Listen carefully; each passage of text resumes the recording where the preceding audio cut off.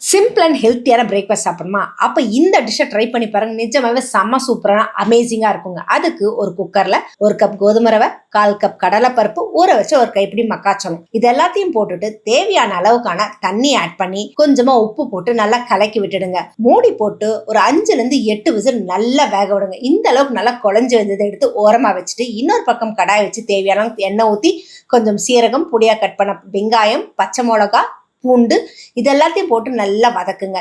இது வதங்கினதுமே இது கூட வேக வச்சிருந்த பச்சை பட்டாணி, கட் பண்ணி வச்சிருந்த கேரட், தக்காளி சேர்த்து தேவையான அளவுக்கான உப்பு சேர்த்து நல்லா ஃப்ரை பண்ணிக்கோங்க. இது ஃப்ரை ஆனதுமே இதுக்கு வேகிற அளவுக்கு தேவையான அளவு கொஞ்சமா தண்ணி மட்டும் விட்டா போதுங்க. இது நல்லா வெந்து வந்த இந்த சமயத்துல நம்ம எடுத்து வச்சிருந்த கோதுமை ரவை கலவையை அது கூட அப்படி கலக்கி விட்டு தேவையான அளவுக்கு அப்படியே அந்த கொத்தமல்லி எல்லாம் போட்டு அப்படி ஒரு 10 நிமிஷம் கிளறி விட்டு எடுத்து அப்படி சுட சுட பவுல்ல ஊத்தி சாப்பிட்டு பாருங்க. நிஜமாவே செம சூப்பரா இருக்குங்க. கோதுமை ரவையில் இப்படி ஒரு டிஷ்ஷா அப்படின்ற அளவுக்கு.